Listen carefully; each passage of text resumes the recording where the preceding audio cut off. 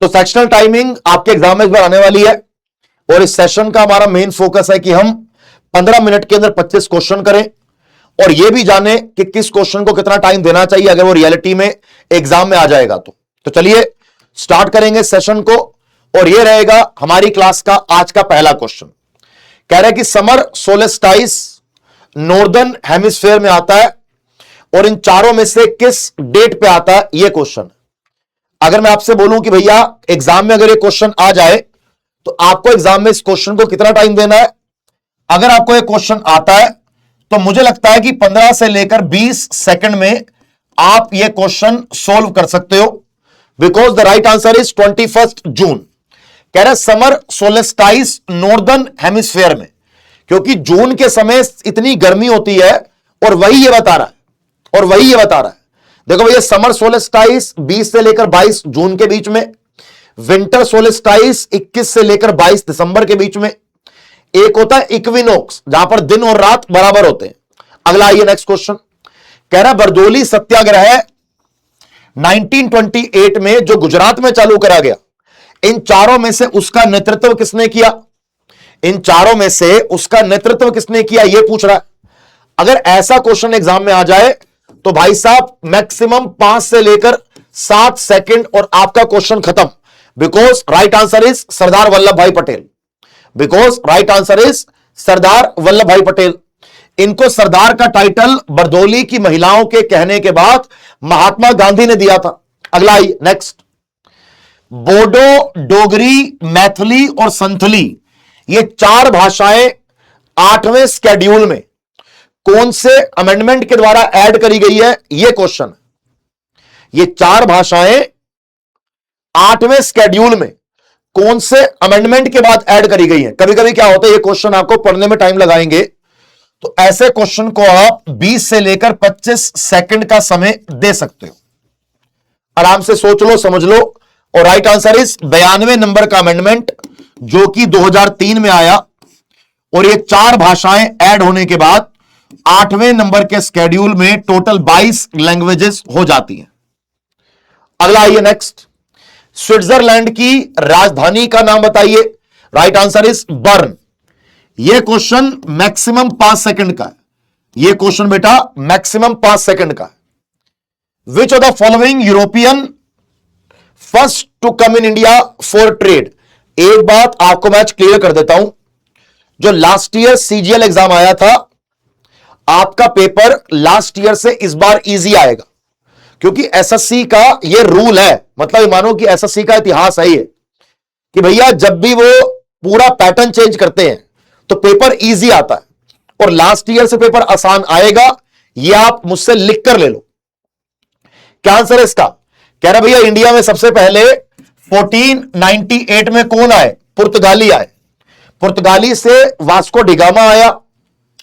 Vasco da Gama Calicut के बीच पर आया या कैलीकट पे आया। वहां पे ज़ैमोरीन राजा ने उसका स्वागत भी किया। ठीक है भैया, आगे बढ़िए। और पुर्तगाली क्या है, सबसे पहले आए 1498 में आए और सबसे अंत में 1961 में पुर्तगाली देश छोड़कर गए। Which range of Himalaya is known as the northern most containing its highest peak. अगर मैं हिमालय की बात करूं तो इनमें से कौन सी पहाड़ियां हिमालय की बेटा ऐसी है जो सबसे नॉर्थ पर पाई जाती है और वहां पे सबसे ऊंची ऊंची पहाड़ियां पाई जाती हैं। देखो भैया ऐसा है, सबसे ऊंची ऊंची पहाड़ी पाई जाती है हिमाद्री पे। हिमाद्री को ग्रेटर हिमालयास या हिमाद्री को ग्रेट हिमालयास भी कहा जाता है। तो राइट आंसर इज दिस। यहीं पे माउंट एवरेस्ट आपको देखने को मिलेगा, यहीं पे आपको अन्नपूर्णा, कामेट आपको यहीं पर देखने को मिलेंगी। अगला आइए नेक्स्ट क्वेश्चन। कह रहा है कि पार्लियामेंट के द्वारा एक बिल पास किया जाए तो किसके सिग्नेचर के बिना या किसके अप्रूवल के बिना वो कानून नहीं बन सकता। मानो कि लोकसभा के अंदर एक बिल पास हुआ, बिल गया राज्यसभा के अंदर, किसके पास बिल वो जाएगा जिसके अप्रूवल के बाद ही बिल कानून बनेगा? The answer is president of India. The answer is president of India. ऐसे क्वेश्चन में मैक्सिमम 10 सेकंड, ऐसे क्वेश्चन में maximum 10 second. Central administrative tribunal की स्थापना इन चारों में से कब करी गई है? अब आपके दिमाग की बत्ती बजनी चाहिए कि central administrative tribunal CAT, last year हमने ग्रुप डी को लेके इसके बारे में बहुत नाम सुना है कि ग्रुप डी का केस कैट में है, ग्रुप डी का केस कैट में है, कैट अभी डेट देगा, फिर हाई कोर्ट जाएगा, फलाना ढिमकाना बातें होती रही। तो बेसिकली जो लोग सेंट्रल गवर्नमेंट में जॉब करते हैं या जिनकी नौकरी सेंट्रल गवर्नमेंट के अंदर आती है, अब उनको कोई भी दिक्कत है तो वो कहां जाते हैं? कैट के पास जाएंगे, सेंट्रल एडमिनिस्ट्रेटिव ट्रिब्यूनल के पास जाएंगे, जिसकी स्थापना 1985 में करी गई है। आप इस क्वेश्चन के लिए 10 से लेकर 15 सेकंड आराम से ले सकते हो। अगला आइए, article number 43, the state shall endeavour to promote cottage industries on an individual or cooperative basis in rural areas. It is a directive principle based on what? देखो ये जो क्वेश्चन है ना, जब एग्जाम का रियल प्रेशर होगा आपके ऊपर तो इस क्वेश्चन को पढ़ने में आपको टाइम लगेगा, समझने में भी टाइम लगेगा। तो ऐसे क्वेश्चन को आराम से आप 40 सेकंड का समय दो कि भैया आराम से पढ़ो, इसको समझो ये क्या कह रहा है। ये कह रहा है कुटीर उद्योग की बात कर रहा है। अगर मैं कुटीर उद्योग की बात करूं तो मैं उसको किसके साथ जोड़ूंगा? उसको मैं गांधीयन प्रिंसिपल के साथ जोड़ूंगा। जैसे आप कुटीर उद्योग की बात कर लो, कॉटेज इंडस्ट्री की बात कर लो, जैसे भैया ये शराब और नशीले पदार्थ को छोड़ने की बात कर लो, आप विलेज के अंदर पंचायत की बात कर लो, ये सारे आपके गांधीयन प्रिंसिपल्स हैं, ये सारे आपके गांधीयन प्रिंसिपल्स हैं। Which article of the Indian constitution grant pardoning power to president of India? Bharat के राष्ट्रपति के पास क्षमादान की शक्ति इनमें से कौन से आर्टिकल के अंतर्गत है? इधर आइए, अगर मैं आपसे अभी यहां पर क्षमादान की बात कर रहा हूं, क्षमादान की शक्ति बेटा आर्टिकल 72 के अंदर भारत के राष्ट्रपति के पास है और 161 के अंदर गवर्नर के पास है। तो right answer is article number 72। Article number 72।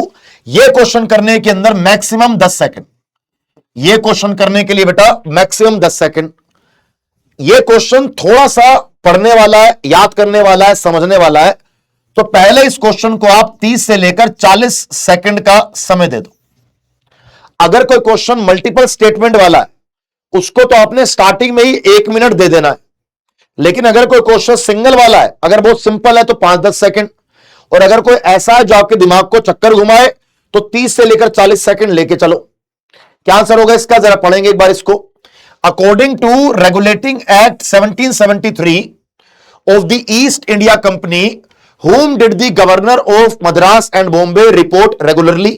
कभी कभी अंग्रेजी समझ नहीं आती बच्चों को तो हिंदी पढ़ेंगे एक बार। 1773 के रेगुलेटिंग एक्ट के अनुसार मद्रास और बॉम्बे के गवर्नर नियमित रूप से किसको रिपोर्ट करते हैं? किसको करेंगे भैया? Right answer is governor general of Bengal को। अगर आपसे को पूछ ले कि who was the first governor general of Bengal, right answer is Warren Hastings. Right answer is Warren Hastings. अगला आइए, यंग इंडिया नाम का एक अखबार है, यंग इंडिया नाम का बच्चे एक अखबार है, कह रहे कि यंग इंडिया नाम के अखबार का एडिटर बताइए कौन है? Right answer is A Mahatma Gandhi. Right answer is A Mahatma Gandhi.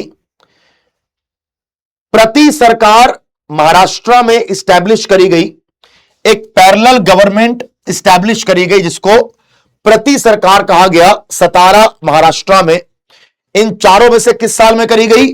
Right answer is 1943। Right answer is 1943। China इनमें से कौन से राज्य के साथ सबसे लंबी बाउंड्री शेयर करता है? सर चाइना अरुणाचल प्रदेश के साथ सबसे लंबी बाउंड्री शेयर करता है, सबसे लंबी बाउंड्री शेयर करता है।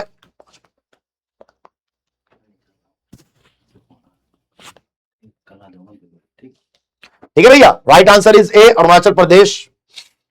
अब जैसे लद्दाख के साथ, हिमाचल प्रदेश के साथ, उत्तराखंड के साथ, सिक्किम के साथ, अरुणाचल प्रदेश के साथ चाइना अपना बॉर्डर शेयर करेगा और राइट आंसर इज ए। अगला आइए, एलपीजी रिफॉर्म्स के बारे में आपने सुना होगा कि जब भारत में आर्थिक संकट आया 1990 से लेकर 1992 में और भारत में एलपीजी रिफॉर्म लाए गए, न्यू इकोनॉमिक रिफॉर्म्स लाए गए।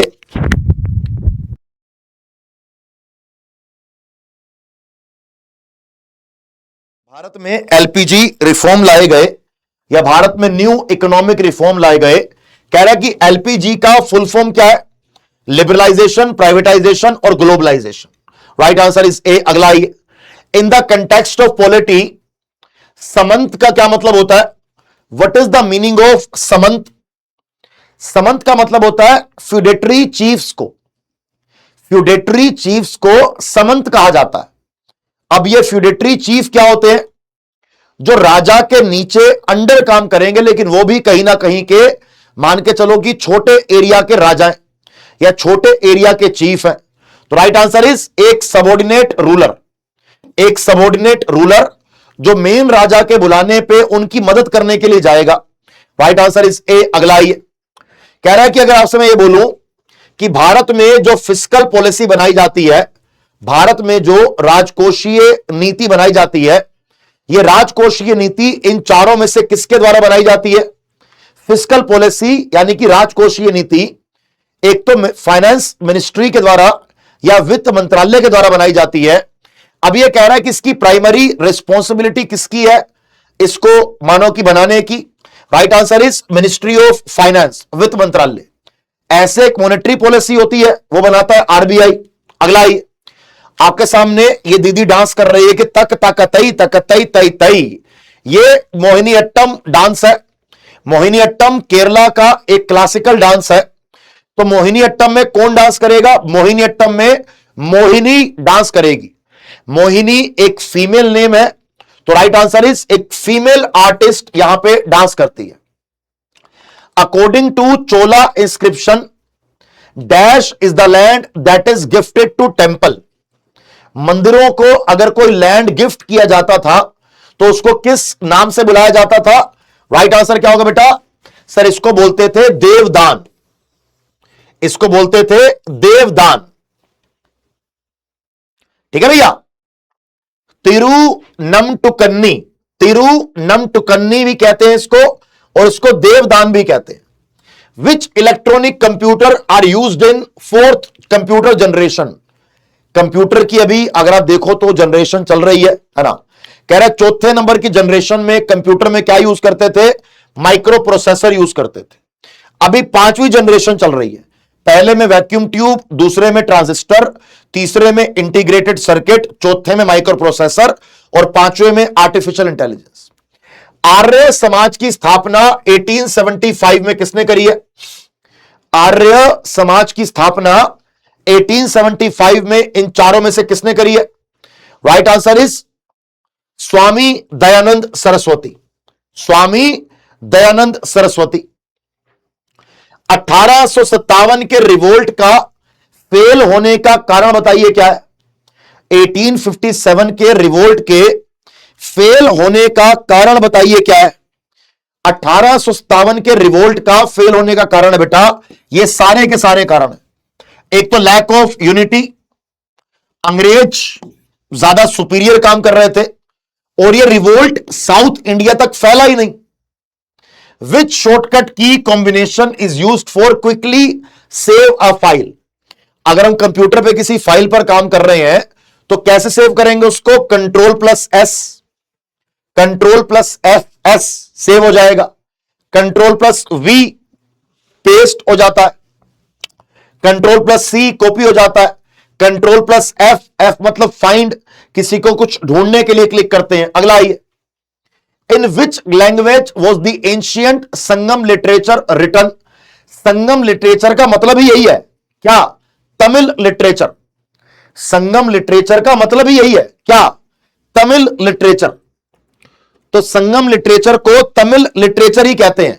तो right answer is C, Tamil. Which article of the Indian constitution deal with equal pay for equal work? कि भाई लड़के और लड़की को बराबर का पे मिलना चाहिए। अगर काम बराबर है तो काम बराबर के साथ साथ बेटा उनको पैसा भी सेम मिलना चाहिए। Article 39, article 39A 39B exactly equal pay for equal work की बात करता है। तो हमने जो ये सेक्शनल टाइमिंग वाला टेस्ट किया है, देखो जो जैसे जैसे एग्जाम में चेंजेस होते हैं पैटर्न में, वैसे वैसे तैयारी को चेंज करना चाहिए।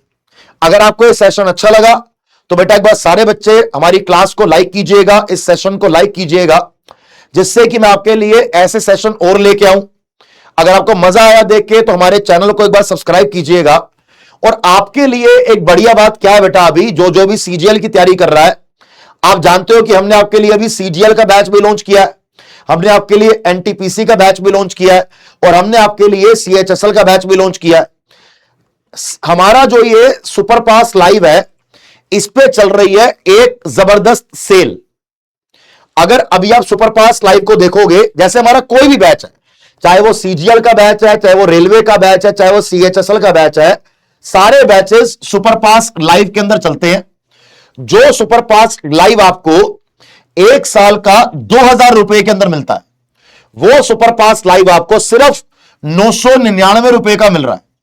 और सुपर पास लाइव में क्या क्या मिलता है आपको? सुपर पास लाइव में डेली की लाइव क्लासेस मिलती हैं, पूरा सिलेबस कवर कराया जाता है, प्रीवियस ईयर पेपर्स आपको मिल जाते हैं, मॉक टेस्ट आपको मिल जाते हैं, स्टडी नोट्स आपको मिल जाते हैं, हर क्लास की रिकॉर्डिंग आपको मिल जाती है। जैसे मानो कि आपको सीजीएल बैच में ज्वाइन करना है तो ये पूरा बैच आपको मिल जाएगा।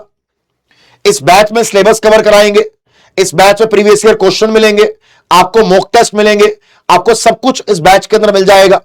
ये बैच कहां मिलेगा आपको? सुपर पास लाइव के अंदर। वही सुपर पास लाइव जो एक साल का 2000 का होता है, लेकिन अभी क्योंकि सेल चल रही है 29 तारीख, 30 तारीख, 31 तारीख की बेटा ये सेल है। उसके बाद सुपर पास लाइव एक साल का मिलेगा 2000 का, लेकिन अभी आपको मिल रहा है इससे कितने का भैया? सिर्फ 1000 रुपए का। जैसे आप इस बैच की बात करो, इसके अंदर आपको सब कुछ मिलेगा, सीएचएसएल के बैच के अंदर आपको सब कुछ मिलेगा। और ये सारे बैचेस आपको अलग अलग लेने की जरूरत नहीं है, ये सारे बैच आपको सुपर पास लाइव के अंदर मिल जाएंगे सिर्फ 999 में एक साल के लिए। सर कहां मिलेगा ये सब कुछ हमें? आपका मेरे भाई जो ये सेशन चल रहा है, आप जो हमारा बेटा अभी ये सेशन देख रहे हो, इस सेशन के नीचे ही इसका लिंक लगा हुआ है, इस सेशन के नीचे ही इसका लिंक लगा हुआ है। अगर आपको मैं सेशन पे लेके चलूं और सेशन के नीचे लेके चलूं एक बार आपको मैं, इस सेशन के नीचे बेटा इसका लिंक लगा हुआ है। अगर आप देखोगे तो आपने कुछ नहीं करना, आपने सिंपल तरीके से, आपने बहुत साफ तरीके से यहां पर एसएससी सीजीएल शिखर बैच के लिंक पे क्लिक करना है। यह आपको सुपर पास लाइव पर लेकर ही जाएगा, क्योंकि सारे बैचेस सुपर पास लाइव के अंदर ही चलते हैं। जैसे आप यहां पहुंच गए, आपने यहां पे व्यू ऑल प्लान पे क्लिक करना है। जैसे आप व्यू ऑल प्लान पे जाओगे, अप्लाई कूपन में कूपन कोड लगाना एवीएस। क्या लगाना? एवीएस। अप्लाई कर देना। जैसे अप्लाई करोगे आपको देख पाओगे कि 3 महीने का मिल रहा है 529 रुपए का, और 1 साल का मिल रहा है कितने का? 1 साल का मिल रहा है आपको सिर्फ 999 का। यह सेल सिर्फ 29 मई, 30 मई और 31 मई तक की है। उसके बाद आपको 3 महीने का तो इतने का ही मिलेगा, लेकिन आपको 1 साल का 2000 का मिलेगा। तो आपने एवीएस कूपन कोड लगाना है और आपने सिर्फ 999 देके 1 साल का सुपर पास लाइव अपने पास ले लेना है। उसके बाद 1 साल तक कोई भी एग्जाम आए, सीजीएल आए, सीएचएसएल आए, एनटीपीसी आए, ग्रुप डी आए, सीपीओ का आए, बैंकिंग का आए, टीचिंग का आए, सारे बैचेस की आपको लाइव क्लासेस, सारे बैचेस के मॉक टेस्ट, सारे बैचेस के previous year questions, previous year paper, सारे बैचेस के सब्जेक्ट के नोट्स, हर क्लास की रिकॉर्डिंग, और आपको हर क्लास की पीडीएफ मिल जाएगी सुपर पास लाइव में। और जो ये मॉक टेस्ट है, अगर आप एसएससी के मॉक टेस्ट दोगे तो आपको सेक्शनल टाइमिंग के साथ मॉक टेस्ट मिलेंगे। मेरा सिर्फ आपको यह कहना है कि भैया जो बच्चा आने वाले 1 साल में सरकारी नौकरी की तैयारी कर रहा है, या कोई सीजीएल का बैच लेना चाहता है, सीएचएसएल का बैच लेना चाहता है, रेलवे का बैच लेना चाहता है, तो आप सुपर पास लाइव के साथ जुड़ जाओ, क्योंकि आपको ये सुपर पास लाइव कितने का मिल रहा है बेटा? सिर्फ एवीएस कूपन कोड लगा के यह आपको मिल रहा है सिर्फ और सिर्फ 999 रुपए का ओनली। और जो बच्चा एवीएस कोड लगाएगा उसको मेरी तरफ से 3000 एमसीक्यूज की पीडीएफ बिल्कुल फ्री, साथ में मेरा वरदान बैच बिल्कुल फ्री, और उसके साथ साथ टेक्स्ट बुक का टेस्ट पास भी आपको इसके अंदर मिल जाएगा बिल्कुल फ्री। और ये सब कुछ आपको मिल रहा है सिर्फ 1000 रुपए में 1 साल के लिए। तो जो जो बच्चा एग्जाम को लेकर सीरियस है, तैयारी करना चाहता है, आप 999 रुपीस खर्च करो। इसमें कोई ऑटो पे भी नहीं है कि खत्म हो गया तो खत्म हो गया फिर 1 साल के बाद। 999 आप यहां पे खर्च करो और 1 साल तक पढ़ने के रिसोर्सेज की टेंशन खत्म। Thank you so much. जय हिंद, बाय बाय।